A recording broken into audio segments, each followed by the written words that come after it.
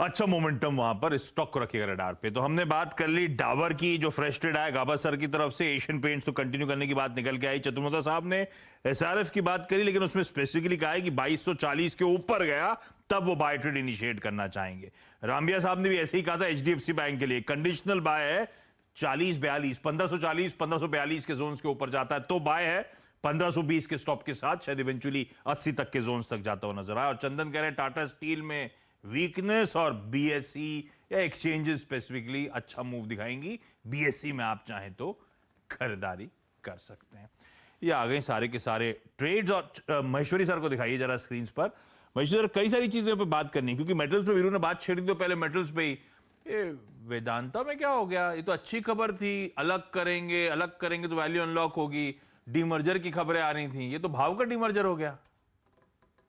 बिल्कुल आशीष, उम्मीद से बिल्कुल रिवर्स हुआ। और पिछले कुछ दिनों में बहुत ज्यादा पोजीशंस वन वे वेदांता में बना था। तो मेरा मानना है कि जो सेल और न्यूज का स्ट्रेटेजी है वो फॉलो हुआ। और अभी भी क्योंकि अभी से कमेटी का कॉन्स्टिट्यूशन हुआ है, तो मुझे लगता है कि जो रियल डेवलपमेंट है उसको आने में अभी काफी समय है।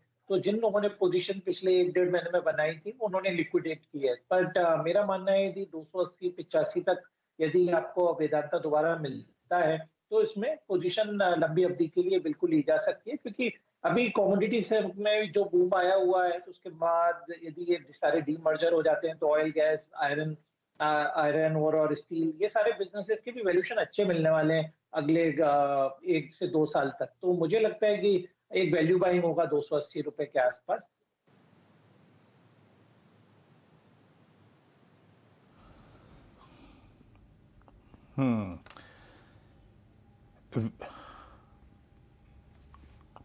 चलिए, आपकी स्क्रीन पर आप देखें, खैर वेदांता पे आपका व्यू था आशीष महेश्वरी जी का।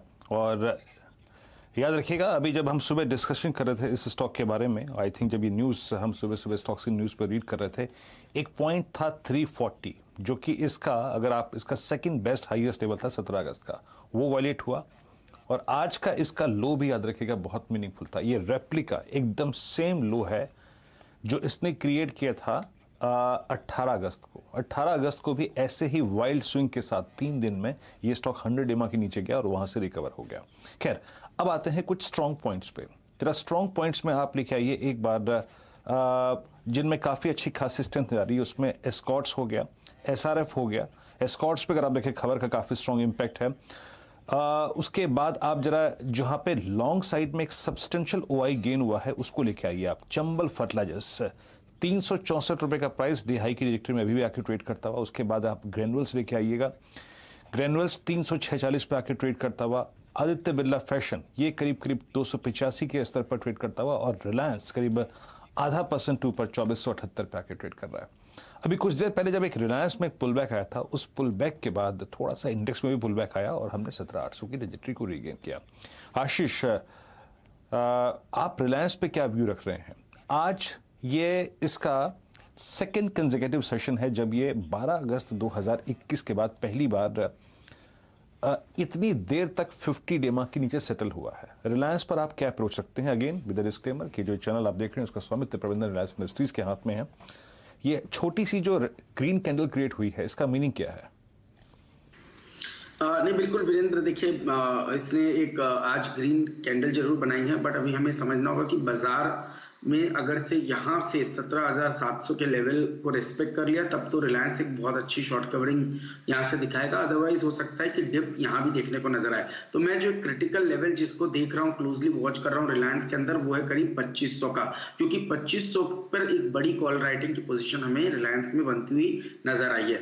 परंतु आज क्योंकि ग्रीन कैंडल है और अगर से किसी भी कारण से रिलायंस ने 2500 के लेवल को क्रॉस कर दिया तो ये शॉर्ट जो कॉल राइटर्स है वो कहीं ना कहीं एक बैकफुट पे आ जाएंगे और वहां पर एक बड़ी शॉर्ट कवरिंग आपको रिलायंस के अंदर देखने को मिलेगी जो इसको 2550 2570 तक लेके जा सकती है। बट अगेन जैसे मैंने कहा, एक कंडीशनल मूव होगा।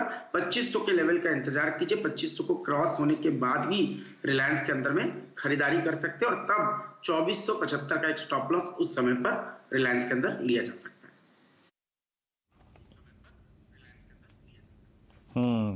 रिलायंस पे देखिए प्रश्न मैं इसलिए कर रहा था, ऐसा नहीं कि मैं ये प्रश्न आइसोलेशन में कर रहा था कि नहीं रिलायंस पर क्यों बात करनी है, अभी तो कोई साइकोलॉजिकल लेवल भी नहीं है, 50 डे के नीचे ट्रेड कर रहा है।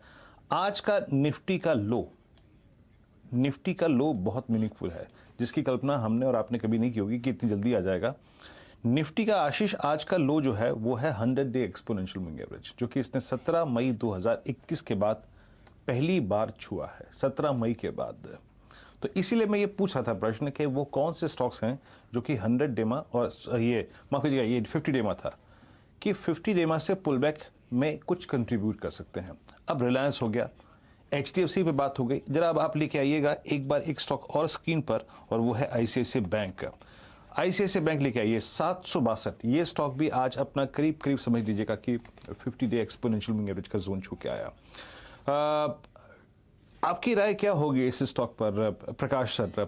आप कैसे अप्रोच कर रहे हैं ICICI बैंक को? 762 कल के लो को वॉलेट नहीं किया, अभी भी करीब ₹1.5 ऊपर आके ट्रेड करता हुआ। ICICI बैंक के चार्ट्स में आपको क्या सही लग रहा है इस वक्त, और एज ए ट्रेड कोई लॉजिक है आपके उसको ट्रेड करने का? एक्चुअली ICICI बैंक वीरेन एक इनसाइड डे बनाया आज, उसमें क्लियर कट डायरेक्शन मिसिंग है। हाँ, मोमेंटम लॉस जरूर है, आते वक्त 2 जब लेवल आ रहा था इसमें मोमेंटम लॉस है। इसका मतलब ये कि हो सकता है आप मुंह मिले, लेकिन ये हो सकता है वो कब होगा, जब वो 775 के ऊपर जाएगा। अगर वो 775 के ऊपर जाता है तो लॉन्ग होना चाहिए ICICI बैंक। अगर किसी को शॉर्ट करना है, जिसका मन शॉर्ट का है, तो 775 का स्टॉप लगाना जरूरी है। फिर एक स्लाइड हो सकता है, क्योंकि अब तक क्लैरिटी नहीं है, डाउन मूव है, स्लो मोमेंटम है, लेकिन inside day direction is missing. ये वो पिलर्स ऑफ स्ट्रेंथ हैं जिसकी